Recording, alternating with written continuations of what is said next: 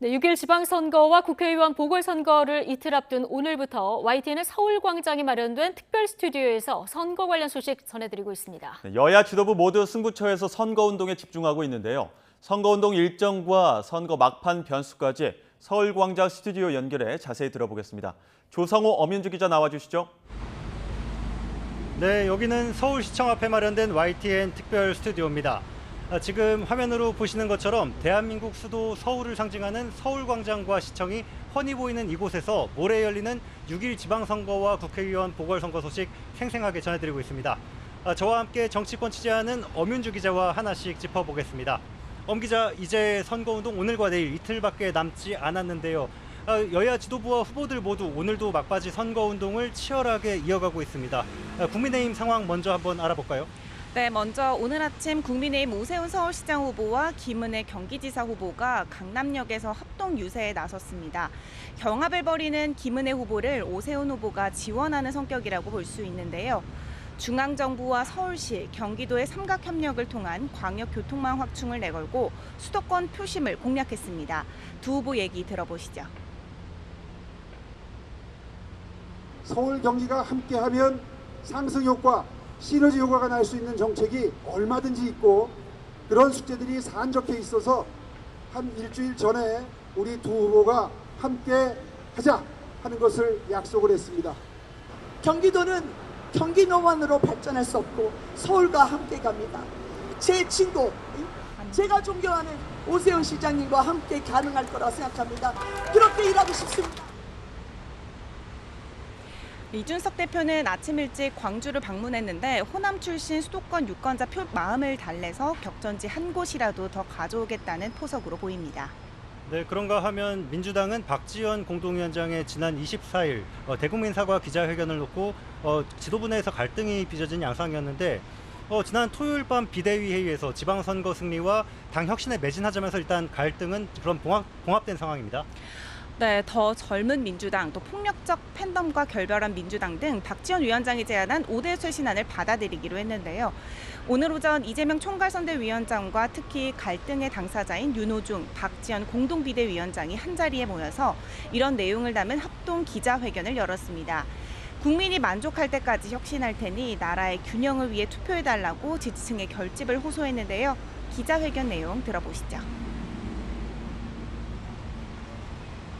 대단히 불리한 선거입니다.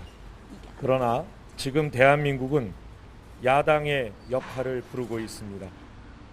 검찰을 앞세워 국민을 탄압하지 못하도록 무능한 정치꾼이 민주당 일꾼이 읽어놓은 성과를 허물지 못하도록 저희 민주당 후보를 선택해 주십시오. 네, 회견을 마친 뒤엔 지도부 3명이 손을 맞잡고 주먹 인사를 하면서 단합을 통해 선거에서 승리하자고 다짐했는데 반전의 계기가 될지 주목됩니다. 네, 사전 투표가 끝났는데 사전 투표를 보면은 역대 지방선거 가운데 가장 높은 20.62%였습니다. 지난 대선 때 36.93%보다는 낮았는데요. 여기에 대해서 각 당은 어떻게 분석을 하고 있고 그리고 앞으로 선거 전략이 어떻게 되는지도 궁금한데요. 네, 과거 사전투표율이 높으면 진보 진영에 유리하다는 말이 있었습니다. 하지만 이미 이 공식은 지난 대선에서 깨졌고요. 그래서 여야 모두 어느 한쪽에 유리하다고 섣불리 예측할 수는 없기 때문에 남은 기간 여야 지도부와 후보 모두 투표율 끌어올리기에 사활을 걸고 있습니다. 우선 국민의힘은 새 정부 출범 20여일 만에 선거를 치르는 점을 10분 활용해서 여당 프리미엄을 내세우며 지지를 호소하고 있습니다. 지역 현안을 해결하기 위한 예산 협의는 여당이 신속하게 추진할 수 있다고 강조하는 전략을 유지할 것으로 보입니다. 반면 민주당은 견제와 균형을 위한 지방 권력 필요성으로 표심을 공략하고 있습니다. 물가와 환율, 금리 등 경제 위기 상황에서 정부가 제대로 된 대책을 내놓지 못하고 있다고 하면서 야당에 힘을 실어달라고 강조할 것으로 보입니다. 최근 들어 보면은 김포공항 이전 문제가 지방선거에 뜨거운 감자로 떠오르고 있는 모습인데요. 인천 계양을 보궐선거에 나선 민주당 이재명 후보 그리고 송영길 서울시장 후보가 먼저 언급을 했고 그리고 이런 식으로 이제 서부 수도권 개발을 위한 공약으로 내놓은 건데 국민의힘 이준석 대표가 이른바 제주관광 타격론으로 반박하고 나서면서 논란이 촉발했습니다. 네, 오늘도 설전은 이어졌습니다. 그 전에는 이 민주당 내부에서도 오영훈 제주지사 후보가 반발했고 윤호중 비대위원장도 지지해주는 지역 의견을 들어주겠다고 하는 등 한 목소리를 내지 못하는 게 영향을 미친 것으로 보이는데요. 여권도 이준석 대표를 중심으로 이런 점을 파고들어서 지방선거 이슈로 밀어올리고 있습니다. 권성동 원내대표가 허언증 공약이라고 강하게 비판했습니다. 들어보시죠. 더불어민주당의 허언증 선거운동이 점입 가경입니다.